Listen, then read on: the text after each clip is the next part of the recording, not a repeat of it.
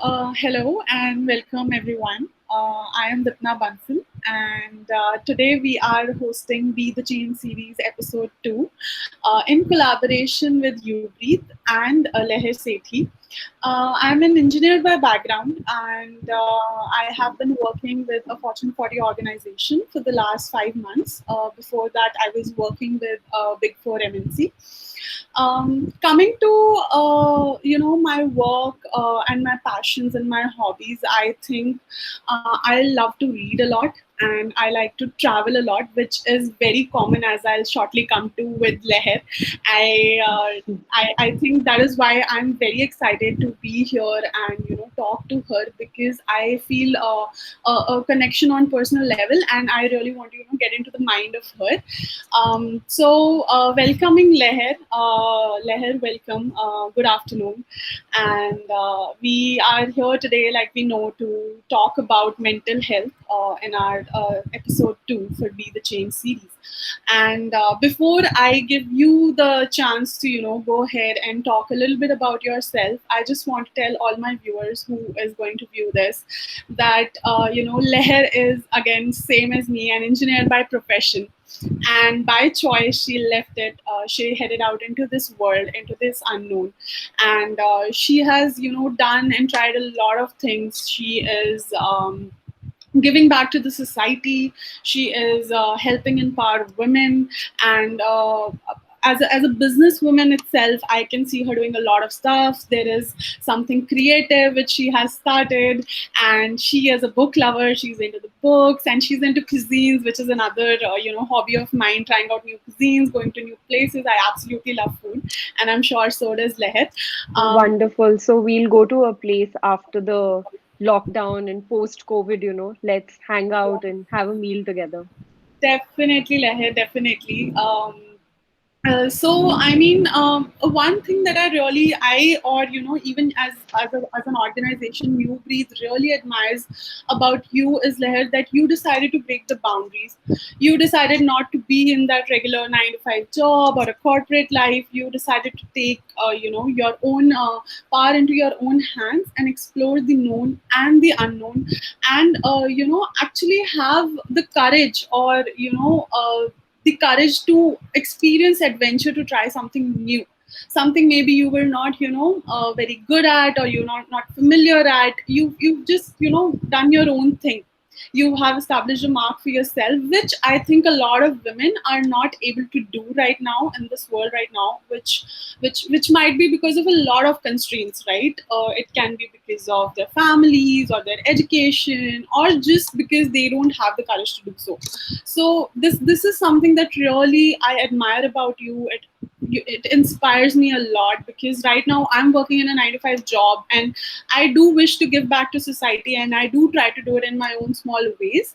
But this has always been a dream of mine, to be able to contribute in a bigger way. But then where will I get the money from is a big question.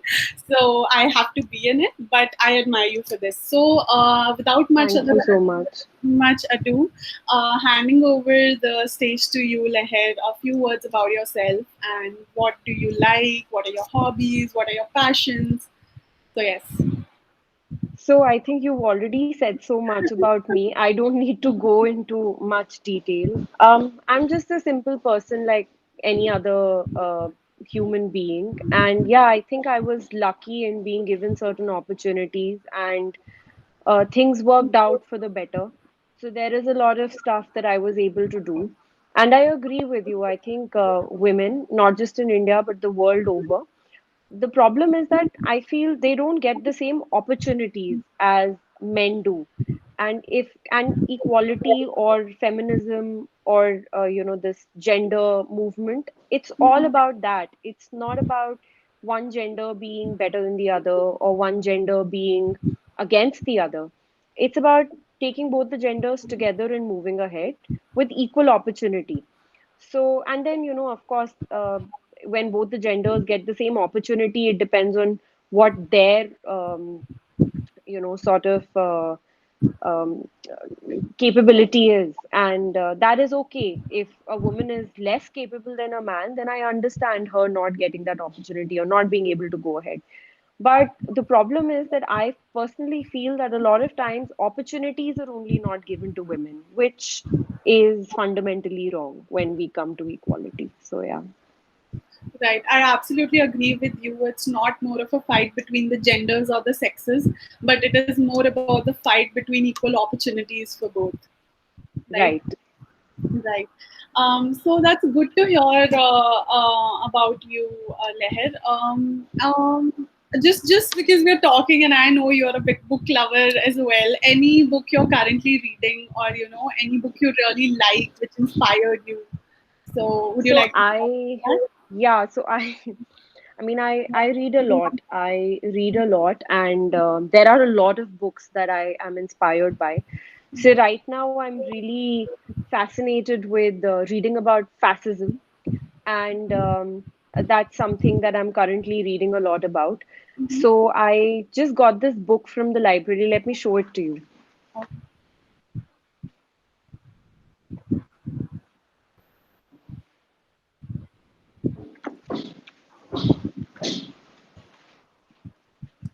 So this is the book that I'm reading right now. It's called Hitler Youth. It's been written by Susan Campbell Bartoletti. It's about growing up in Hitler's shadow. So it's about how these young people, starting from the age of as young as 8 years old, were so influenced by Hitler and his speeches and his philosophy and his propaganda, and how easy it is, to get away with genocide. It's shocking, but at the same time, it's the truth. You know, you're more likely to be punished for committing a single murder than you are of committing genocide. So that's something that, and this book really, I mean, it's amazing because I never knew that so many young people were also involved, and the younger someone is, the easier it is to influence them, you know so yeah, so this is what I'm reading, and this is what I'm reading currently. I'm also reading another book, but that's in the other room. So No worries. I think I'll pick this up. I am especially fond of all that has happened in our history and how has it affected the world and how and now, the world. right, and how it's coming back now, and Right, how we need to be really careful right now because there are multiple movements across the world that are very similar to right, what happened in Germany. yes. And I also watched a documentary recently about Germany and the post-war scenario, and it's shocking again to know how such few people actually paid for killing those 10 million people who died, right? There were hardly any convictions. Right. So yeah, so that's something that I never sort of delved into. It's during this lockdown that I've done a lot of reading. Yeah, that I'm grateful for. Yeah. So usually leaders tend to get away with everything. That's. I mean, I'll say that and I'll leave it at that. So Adolf Hitler was a leader, and we currently do know there are a lot of leaders in the world right now who are going on that same path, right? So yeah. Yeah. So it is up to us people to put our minds to it, right? Like we need to think before acting upon what is being asked of us to do. Right. And so even if your leader is asking you to do something that doesn't appeal to your conscience, ask yourself if you're willing to do that. It's when you stop asking yourself that the problem arises. So, that consciousness needs to be there.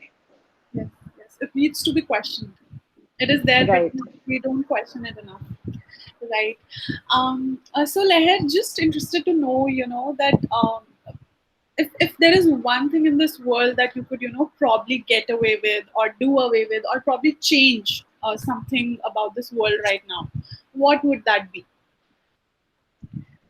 So, I think that there is a lack of kindness in the world today. And uh, if there was one thing that I could change, I would like people to be more kind towards each other.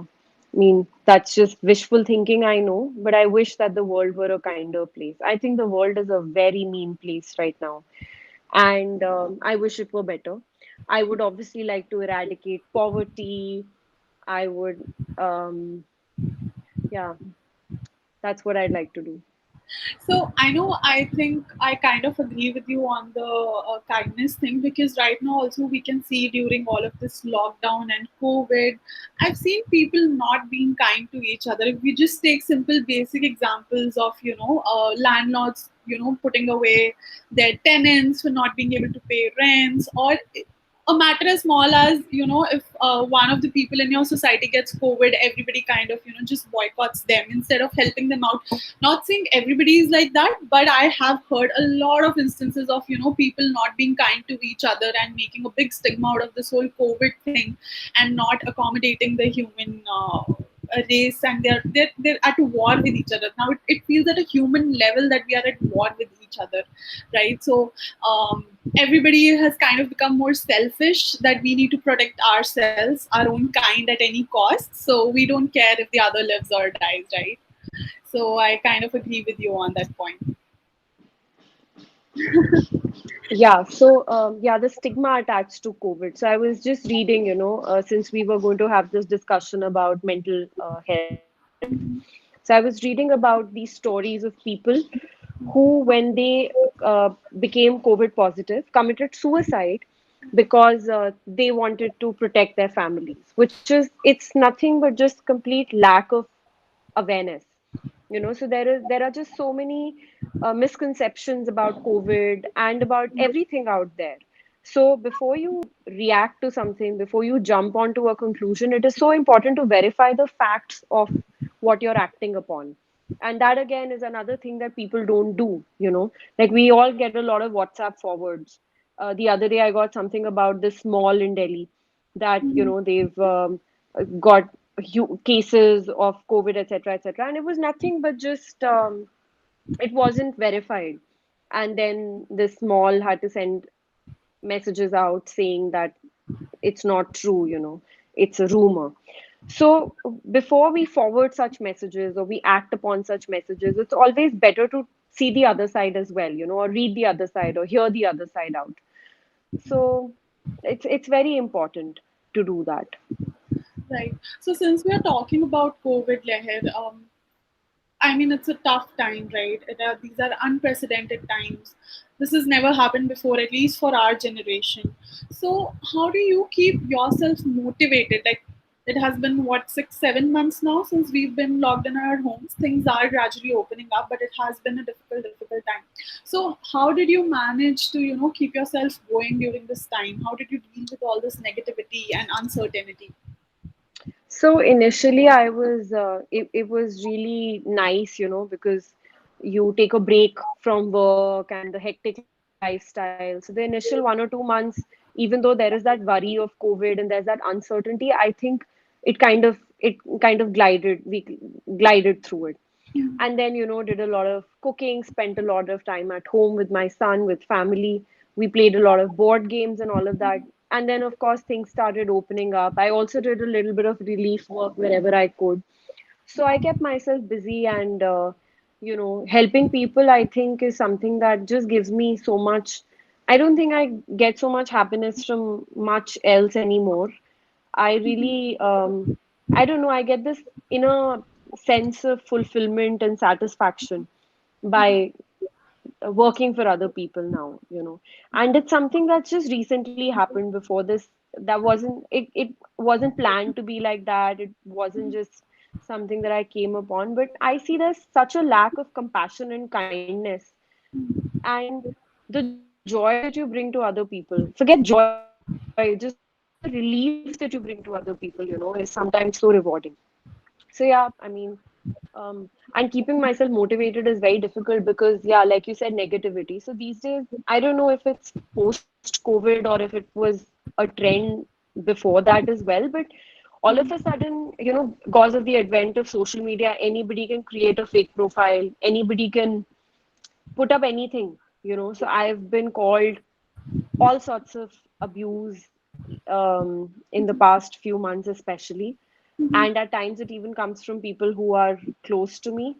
So it has been a very trying time, but then you have to learn to live with it, right? Because times are changing and things are the way that they are. I think the world is just going towards the extreme sort of way, and we've all got to find a way to deal with it, which is why I felt that, this discussion on mental health was so important. Right, right.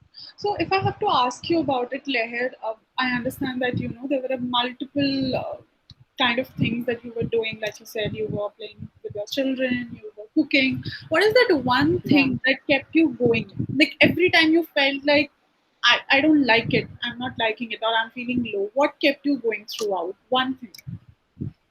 So my son, obviously, he's a great source of entertainment. So reading to him, being with him, spending time with him, playing with him has been sort of a motivating factor for sure. Music is something that, again, I feel it just lifts your spirits. Yeah. So these are the two things I would say. And I've tried to keep myself busy, I've tried to find something to do. Although my industry, since I was in the events industry, I still am in the events industry. Events have completely come to a standstill, so there's no work out there. And obviously, that financial independence that I had earlier is not there anymore because there is no money coming in because there are no events happening. So that does sort of get me thinking at times, and I'm looking for opportunities. I'm looking for other stuff to do. But overall, see, this is a time that we all need to sort of tidy over. We have to survive during this time. That's how I look at it. Growth is going to be very difficult during this time. Maybe only the IT companies or people like Reliance, maybe they're growing. But I think most of us otherwise are kind of stuck, right? So if you have a job right now, just hold on to it. If you have anything that you're doing right now, I think this is the time that you hold on to it and you keep at it, and then let's see when and how things change. Right. I think one good thing on a very side and a funny note would be let's all of us invest in the Reliance shares because I think the company is Yeah. booming. Anything we don't need to do anything. Just put our money and sit and watch it give us returns. True. True. Or Amazon, anything to do with, I think, IT. That's what, because we're surviving only on technology right now. Right, right, right. Great, great, Leher. I think I resonate with what you said a lot. And since we are mostly, talking about mental health, and I don't want to, get into the technical side of the mental health, more of the specifics or the technicalities from a doctor's point of view maybe, or a specialist points of view, but generally, what everyone, all of us are facing during this time, or whether or not COVID, generally in a day-to-day life as well. So what does mental health mean to you? I understand that this situation is much more difficult right now, but we are all aware that even if there's no COVID, we have, a lot of people going through mental health problems, and they are really not aware of it. So, what does mental health mean to you? No, I think we all go through. So the numbers are staggering. I was reading somewhere that 1 in 4 people uh, is likely to have some sort of a mental illness sometime in their during their life. Either a mental illness or a mental health problem. The issue arises when most people are not free or comfortable talking about it or sharing it. So I don't feel that is correct. So I am very okay with telling you that I think my mental health has been affected at times. I, during the lockdown, also spoke to a counselor and a clinical psychologist, and consulted someone because the incessant abuse, like I said, anybody can come on social media and target you. I even had a whole campaign that was ran against me where people mass reported my profiles and tried to get them suspended and things like that. So we have to stay very strong. Also, I think currently, because of whatever scenario there is, even because people have become so involved in certain things, there's so many bigots out there, and people openly threaten, people openly say things that earlier they wouldn't feel very comfortable doing, maybe. So all of these things do sort of affect, at least my mental health did get affected by it. uh, Not by the random people who came and said things, but a lot of my close friends or people that I knew called me things like anti-national or urban Naxal or abused in the most horrendous of ways. So when that happens, I mean, I think only the very, very mentally strong people who've probably had a lot of experience of life or have gone through trauma in the past can get over it. But it does affect you at some point. At least it did affect me. So I think mental health is something that we need to take very seriously because just like any other organ in our body, even our mind and our brain needs attention. And um, I, yeah, and I personally feel that there's nothing wrong in that. So if you are you can take help from someone, then, and if you can talk to somebody and there is somebody that you can reach out to, I think you should. Right. So I've seen people, kind of dismissing the importance of their mental health because let's talk about people who are working in corporate sector. Most of it, they'll pass it off as stress, right? They'll say, oh, it's just a little bit of stress because of the situation. But what people are not aware is that that stress kind of keeps building up later to turn into a bigger mental health problem, right? So I mean, what would you advise our listeners to understand about the importance of health, like how important it is and how they should be very careful and very attentive to what their brain is or their mind is saying? So, like I said, I feel that one, there is this whole stigma attached to consulting a psychologist or going to a shrink, as they call it, which I feel is wrong, which shouldn't be there. So just like any other body part needs attention, if something happens to your foot or if something happens to your hand, you don't feel embarrassed going to a doctor, right? So similarly, if something is bothering you and if you feel that it is bothering you to a point where you can't function normally, then there is nothing wrong in consulting a psychiatrist or in going to a clinical psychologist. I personally feel that way. But I know that the stigma, because that is also, again, it's lack of awareness. People do not discuss their mental health, people don't talk about it. And because people don't talk about it, they don't know what are the ways that they can get help out there.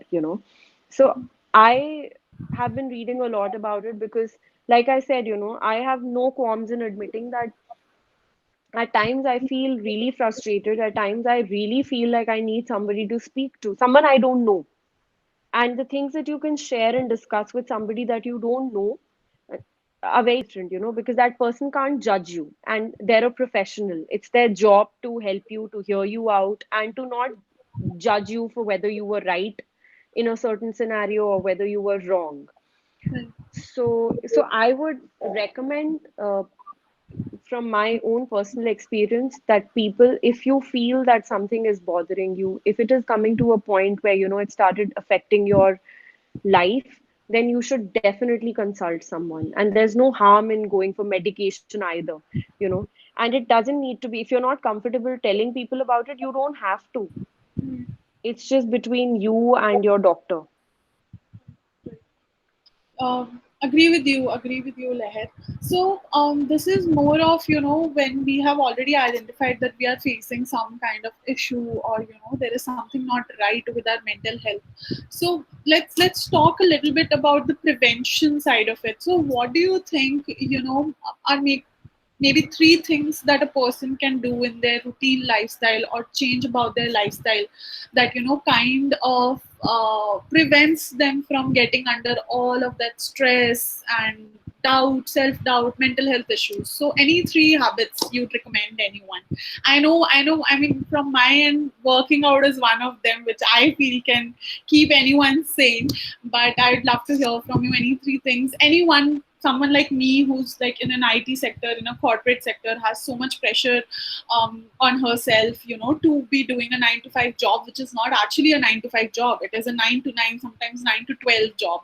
On top of it, I have other commitments that I need to take care of. There are other small things in life which kind of, tend to build up.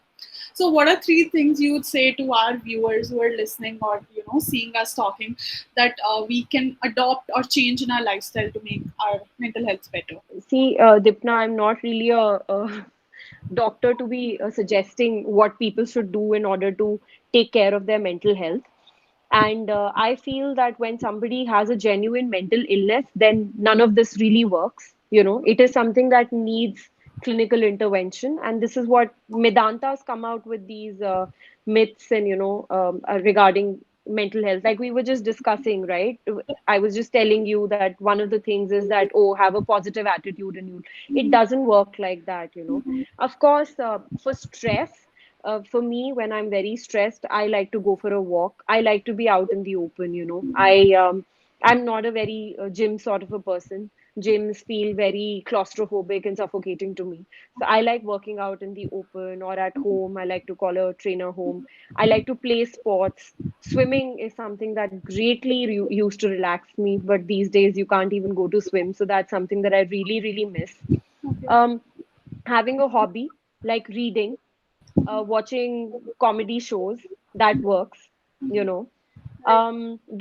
Basically distract yourself from the stress, Right. and then come back to it with a more positive attitude, right? That's how I look at it. Art helps. Right. So, right, drawing, even if you're not a very good artist, you can just, I think just drawing and coloring, it just kind of has this soothing effect on people, on most people. So yeah, so I would suggest these things, but I am no specialist, I'm no expert. So I would still say that, if things like this are not working, talk to a friend, very important. Please have someone that you can fall back on, someone who understands you, somebody that you can speak to, discuss with, talk to. That's very important. I think that's one of the things that during COVID we haven't had. We haven't had that human and emotional contact. And that is what is driving a lot of people to uh, take drastic steps. A person ends up feeling very lonely and alone. So a lot of times, if you're alone, you can just step out, go somewhere, you know, uh, go to a restaurant, eat out. It kind of, used to change a person's mood. But that is not a privilege that we can enjoy anymore. So COVID has definitely, I think, made more people self-harm themselves. I mean, this is again, as per studies, so I was, because we had to talk about this, I was reading about this, that, let me just get to these are the numbers, right? Yeah. So as per, and the numbers are staggering. So I'm talking about suicide numbers here, okay? And one of the things that I would again like to tell people about, and this is something that I got to know also, I think last year or last year, when I had to give this TEDx talk and I was talking about breaking gender biases and breaking gender stereotypes, and why it is important for both sexes, not just for the women, when we talk about feminism.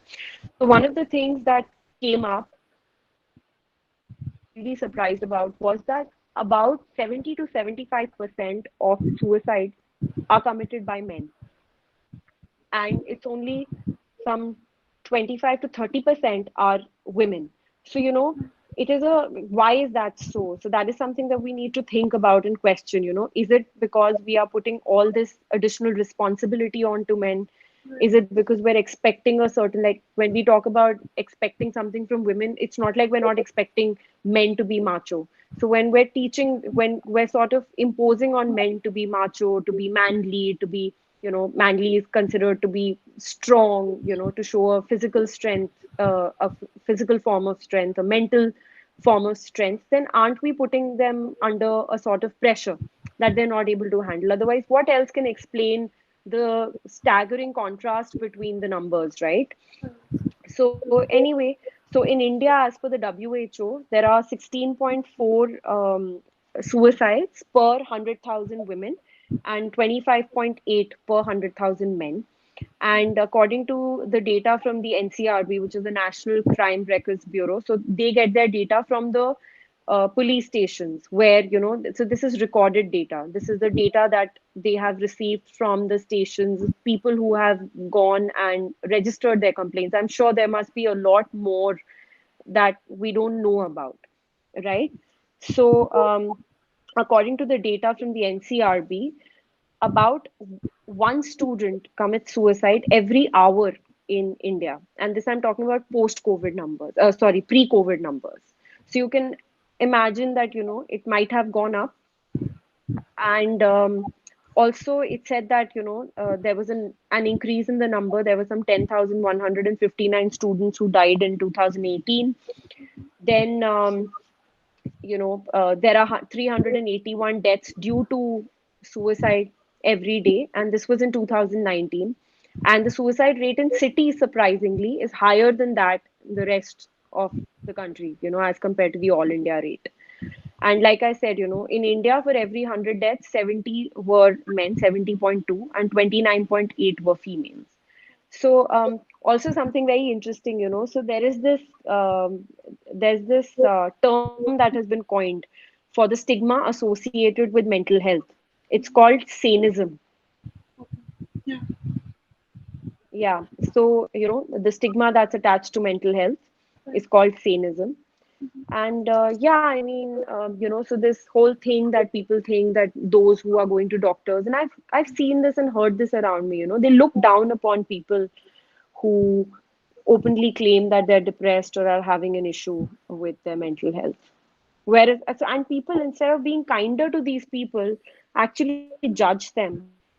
And they don't realize that, they might have some trauma that happened to them in their past life that is affecting them now, or maybe something is going on in their life right now, and they should reach out. So if you see someone around you whose behavior has changed for the worse in the near past, I think you should reach out to them and try to talk to them and find out what's bothering them. Correct, correct. I think, no, Leher, you've given us some wonderful ideas, or I'd say more of like things we can do to keep ourselves busy, and more from a preventive point of view. Obviously, when you're into it, you do need to seek professional help, but as long as you can avoid it, prevent it, it's good. So maybe we can all indulge in these activities and not think a lot about it. But yes, we do need to seek help when it's serious. So. I mean, I wasn't aware, like you told us about the statistics, Leher. Thank you so much for those facts and those numbers. I wasn't aware that, men are and student are, quite vulnerable to mental diseases. So I always thought it's the women, right, who are more subjugated to mental health issues. Like we hear women talk more about it, maybe. So, Exactly. So because we encourage women, right, we encourage girls to be emotional, to be softer, so they are able to talk about it. And because they're able to confide in their friends and their parents, they, maybe they are stronger mentally. Whereas the other way, if you see, men are less likely to confide in other people about the problems that they are facing. They'll try and deal with it themselves. They will not tell their own family members, they will not tell other people, they will not talk to them. They'll try and put up this, show of strength, which in the long run harms them. So we really need to think about it, and it starts really young. This is what my talk was about, that when the kids are really small, we started from there. We call boys crybabies, we tell them boys don't cry and things like that, right? So and yeah, and these are all things that we think a small child doesn't know that he's not supposed to cry.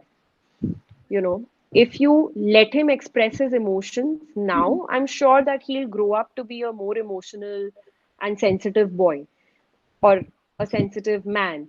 But if in his youth only you're killing his sensibilities, you're killing his emotions, you're telling him not to express himself, then he's not going to be able to. So I think that the whole feminism movement about equality actually will help men a lot more than women, because men are more vulnerable without, and these are facts and figures, I've not made them up. Even if you see the world figures, this, we're talking about India's figures, in the world also, all over the world, I mean, this is uh, excuse me, I think when I had given my talk, I had quoted from the data in 2015 or 2016. It was again 70 to 75%. The world over also were men, and across societal strata. So it wasn't like, only a certain strata, only the rich were dying or the poor were dying. No, it's across the spectrum. So yeah, and across the spectrum, across the regions. So it's something that we really need to think about. So, Leher, we've established this fact, right, that mental health issues do not, something's wrong. No, no, no. Okay. So we've established this fact, right, that mental health issues are there for everyone and they are at a different level for everyone, right? Women might be more strong emotionally, but they still tend to voice it out, whatever is the issue.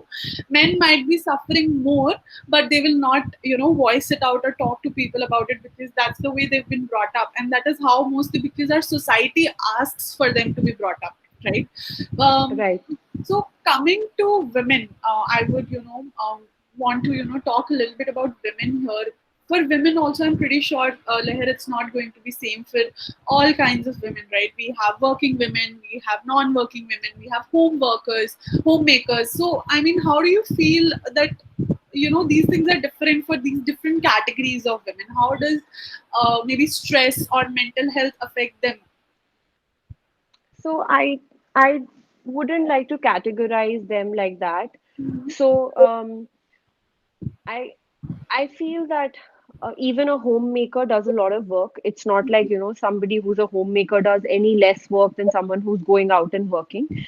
And the one who's going out and working, it again depends on what kind of a support system she has at home.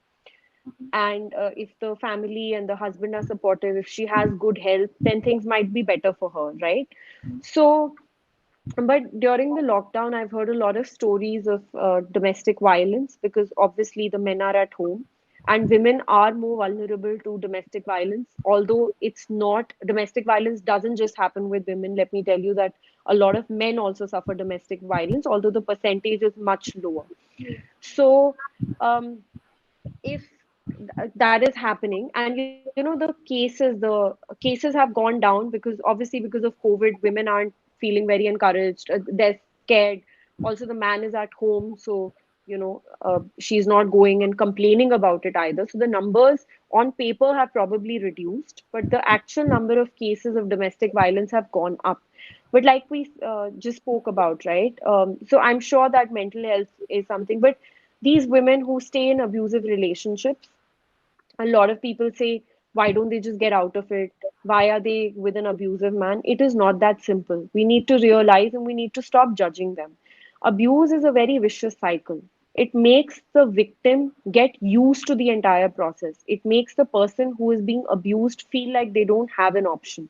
And even though they at times know that about themselves, it is very difficult because abuse victims are emotionally very dependent on their abusers, more than even financial dependence. I would say that they are emotionally dependent, and that high and low of an abusive relationship is really addictive to the victim, so breaking out of that sometimes takes a lot of time, and each victim is different.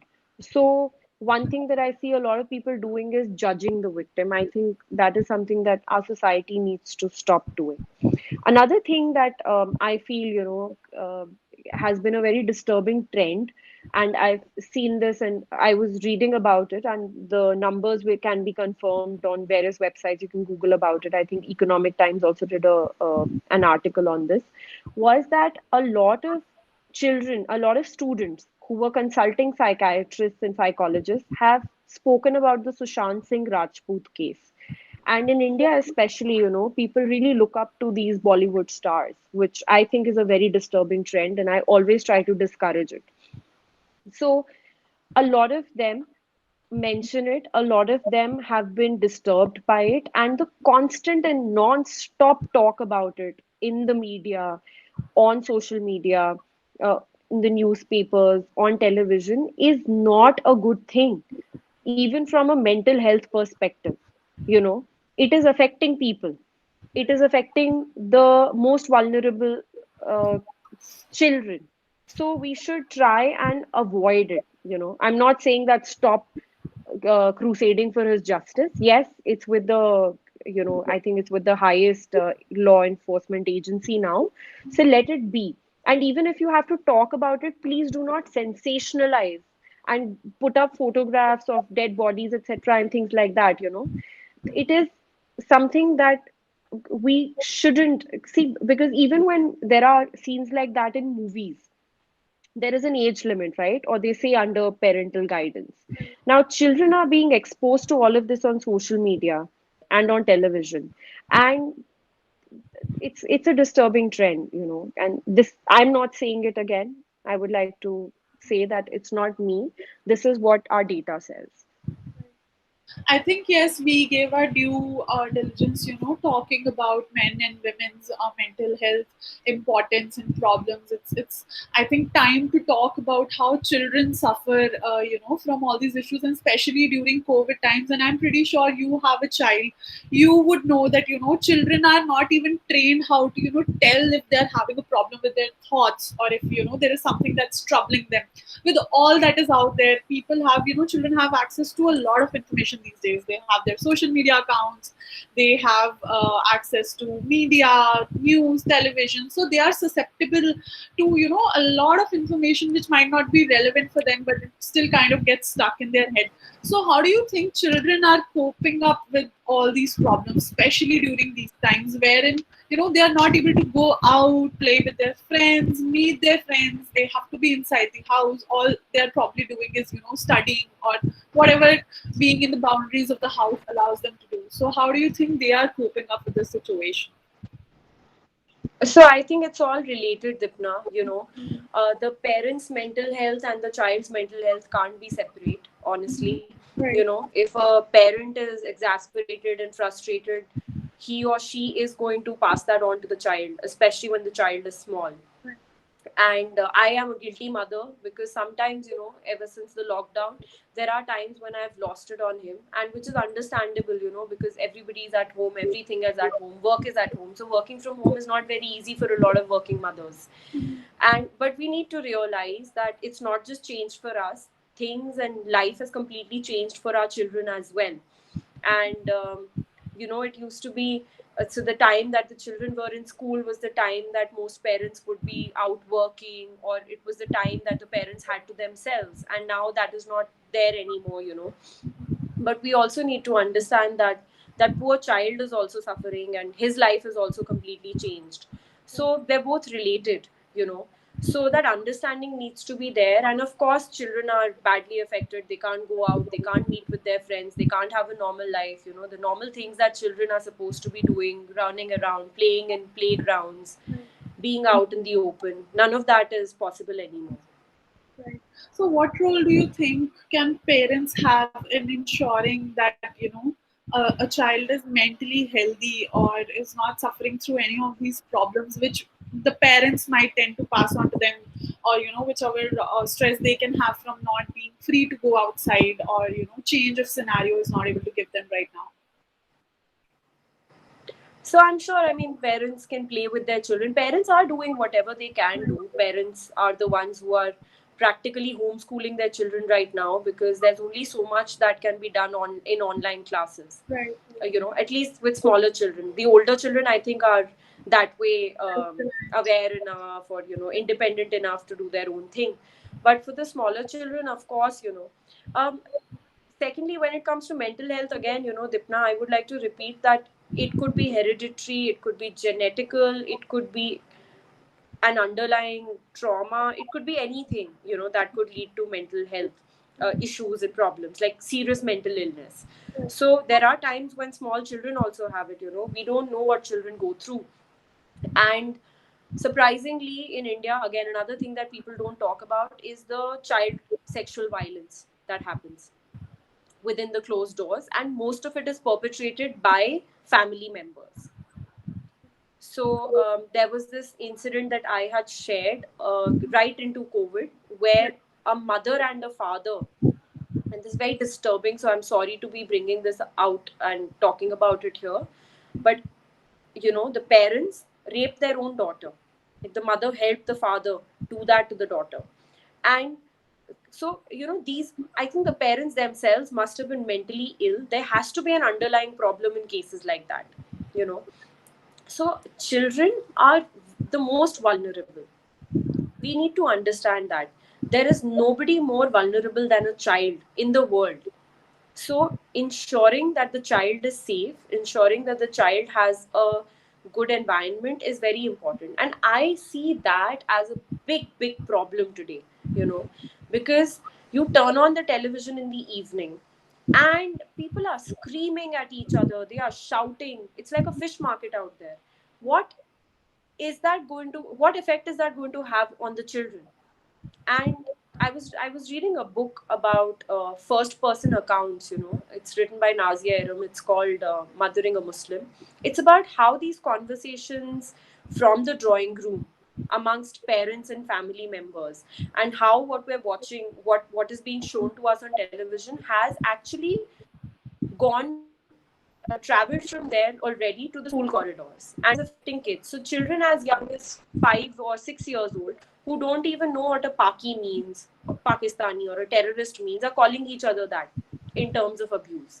So what is this upbringing that we're giving our children? Where is the compassion? Where is the love? Where is the kindness? So these are the things that I feel we really need to take care of our children, because I'm sure we don't want to bring up the next generation like that. So we need to change our own behavior, because children ape what we do. So if we're good to each other, we're kind to each other, the children will end up being that way. If we are going to hate each other, if we're going to abuse each other, and then we tell our children that you shouldn't abuse, you shouldn't use that language, it's not going to work. We need to stop doing it ourselves. Rightly said, so Leher. There are no two cents about it that children inculcate what is being what they see or what they're hearing all around in the environment that they're living, which is most of the times home, and they carry it forward themselves to the schools or any other conversations they're having with other people. So change truly does begin at home, I believe. But I think through all of this, Leher, we have talked about the effect that our work has on our mental health life, mental health problems, or social media, the kind of negative effect it has, or the work environment, parents' behavior, or the way of bringing up. We haven't really talked about the nature, the regular natural environment. Do you think that it has some kind of an effect on our mental health? Leher, I think I lost you.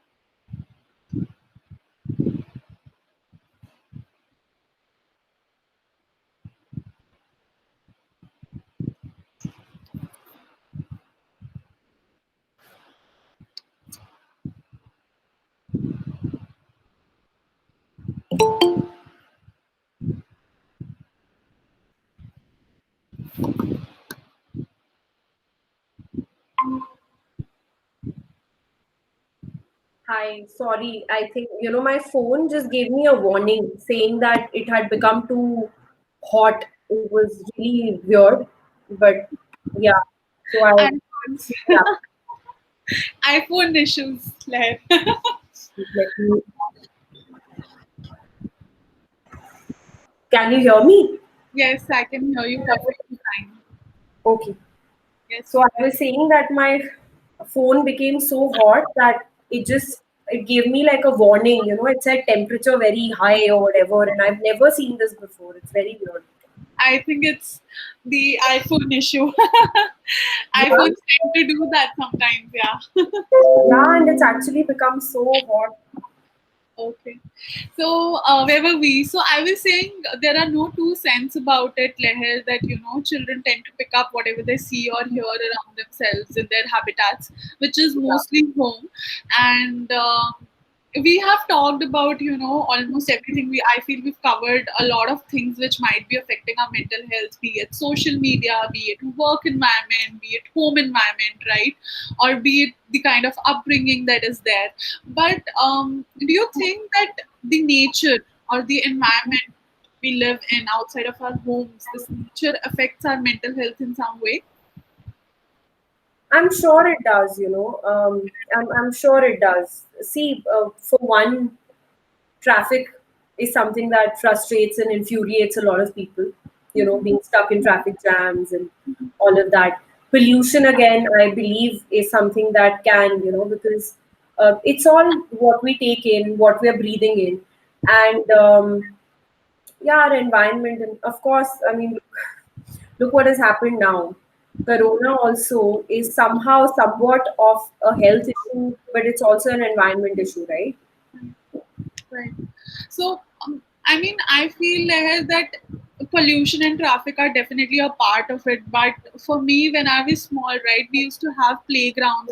I belong from Chandigarh, and we used to have playgrounds, big playgrounds where we could go and play. Yes. But as I moved to the bigger cities like Bangalore, I've been in Delhi for a while, been working there. These kind of places where you can actually truly be in touch with nature, experience that greenery, that oxygen, fresh air has lessened. I cannot see parks anymore, right? No, Because I think there are lots of parks in Delhi. I'm surprised you're saying that. So, in most of the societies and yeah, most of the areas in Delhi, I think there are a lot of parks. Mhm. And if you want, you can send your children there. I mean, my son used to go to a park, and that I don't think is really an issue. There are parks, Okay. and But they're well maintained parks. right, but generally, don't you feel that we have been, cutting down on vegetation to bring up more buildings for people to live or people to work at? So that generally is kind of bringing down the kind of fresh environment, fresh clean oxygen, just Of into course. See, pollution. I am an army kid. So I grew up in cantonment areas and in military stations where there was lots of greenery. We Right. could take our cycles and go everywhere. We used to go to the sports complex cycling. We used to go to the club cycling. We could go to a restaurant cycling. We used to go to school cycling. Right. These are things that children in small towns, towns and cities cannot do because of the traffic and because it's so unsafe out here, right? So Exactly. safety is a major issue. Like uh, we don't feel safe sending our children out like that, Right. or for children to be alone also for that matter. So most children travel to their school and other places by car. So they are missing out on those things for sure. And obviously, there aren't like a lot of there's just one zoo in Delhi, for example, and yeah, so those things, yes, maybe our children do miss out on. I wish we had more world class facilities for our kids, like zoos, like forests, that were accessible. There is this Aravali. There is this one, and there's this new park that has opened out here, biodiversity park, where I'm planning to take my son maybe one of these days in the morning when there are not too many people around. But I know what you mean. But I think that's something that people and the government is working on.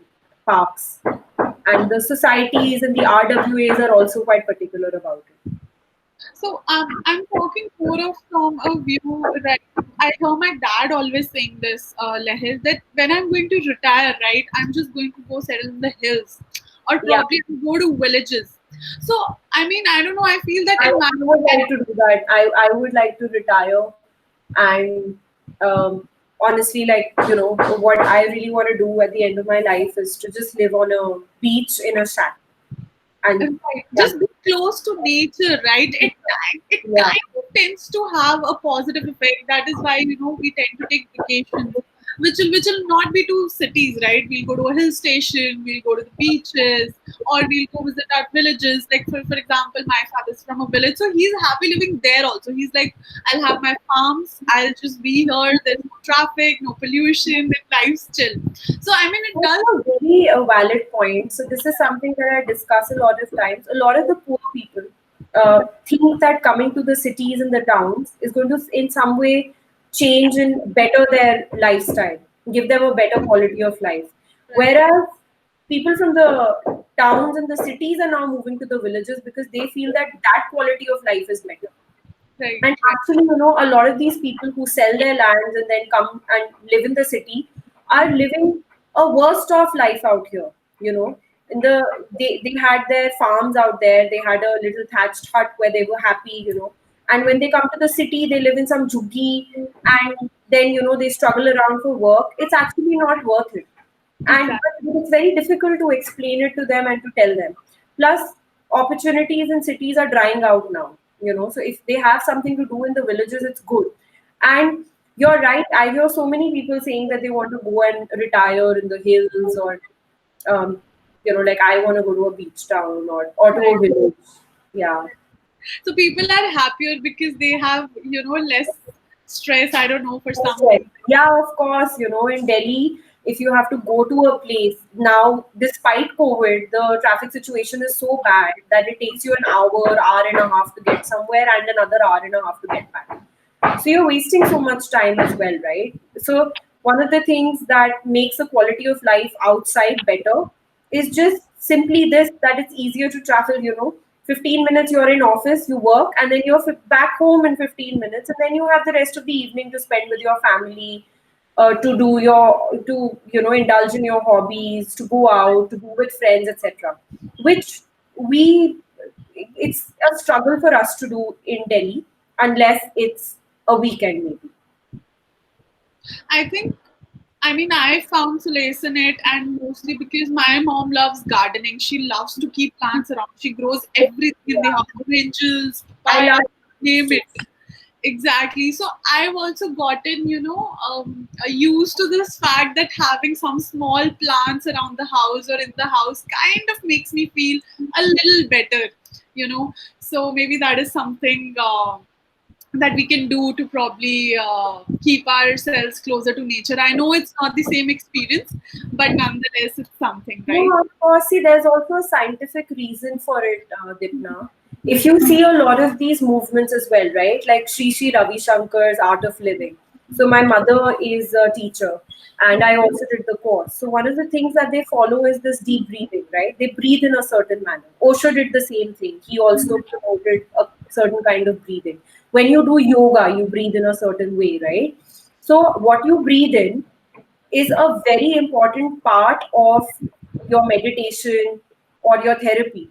So when you keep plants around, they're obviously giving out oxygen, and they're taking in the carbon dioxide that you're releasing. So the air is cleaner. What you take in. So there's a scientific reason for it. Again, I read this somewhere.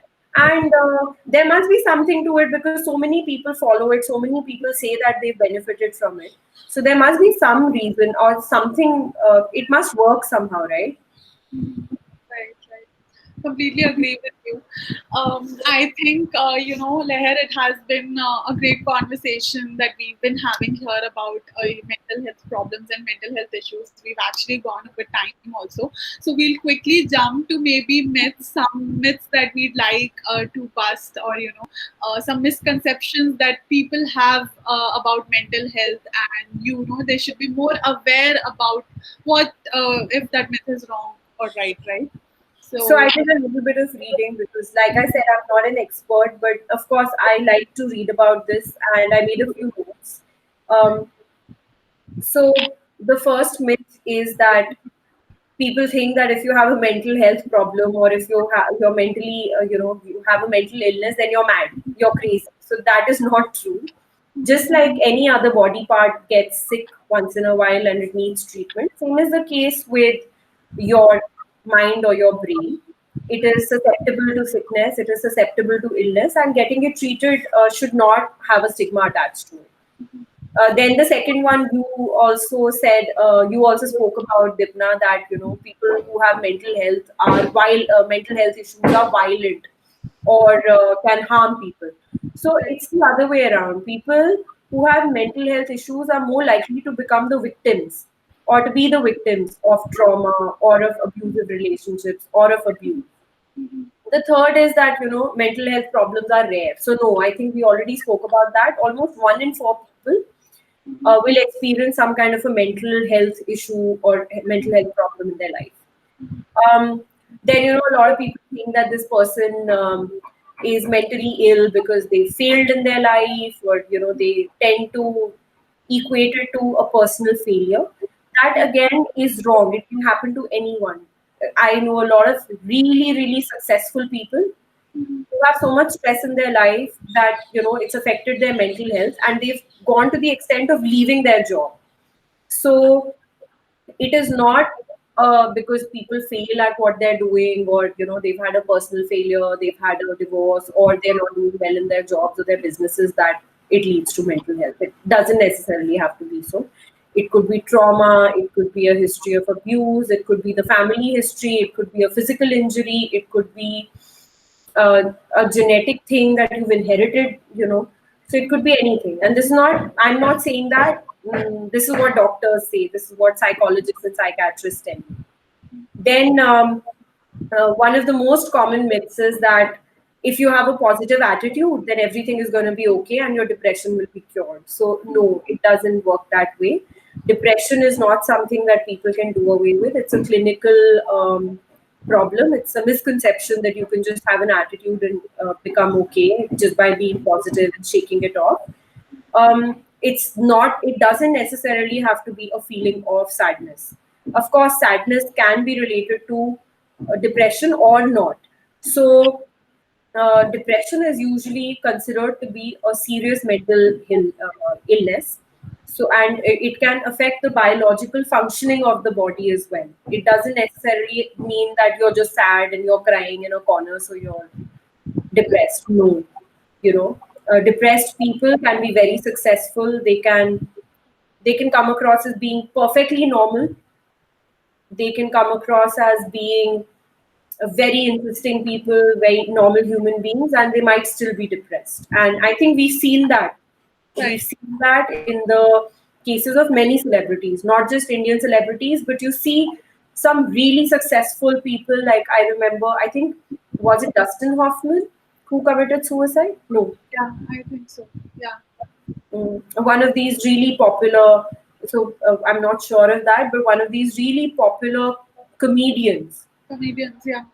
committed suicide, Right. and he made the whole world laugh. So mental health issues can affect anyone. Mental health is something that I think it's highly underreported, not spoken about. There's not a lot of awareness about it, and in a way, it's good that this came forward. This case, and people are having these conversations. But we need to know where to put a stop to it, and we need to know where it's constructive and where it's not. And more specifically, we need to know when it's time to get help, when we are not able to do with it. Right? Deal with Yes, it. yes. Nice. Thank you, Leher. I mean, like, these were some wonderful myths. I had a couple of them in my list as well, but you have nicely answered all of them already. So, thank you, Leher. Thanks a lot for taking out time from your busy schedule and sitting here with us talking about it. And I really do hope that all of our listeners and viewers can benefit out of it and we can do some good. I really enjoyed my session with you. I cannot tell you, and I mean, the more I was talking to you, the more similarities I could find between us. Like you said that you love to swim. I also absolutely, absolutely love to swim. It's like one of my favorite sports to chill. Same So, here. Same so, here. so we have a pool in the society. I'll just go take a dip whenever I feel like I'm not liking it. Before that, I used to Is go. it open now? Is it open right now also? No, so they said they'll consider it opening after 21st September. So Unlock 4 had to start, I think, after 21st September. So we haven't gotten any notice yet. But yes, it was wonderful to talk to you. Same And I here, really Dipna. hope Thank you we so keep much in for touch. having me. I do hope we keep in touch. And I was really lucky, especially, from an opportunity perspective, I would like to thank you, Breathe, as well for giving me a chance to connect with you. Otherwise, I don't know if it would have ever happened. But yes, thanks a lot, and Thank you so much, Dipna. I really enjoyed talking to you, and I think it's great that we connect on so many things, and we will keep in touch for sure, and we'll have more conversations.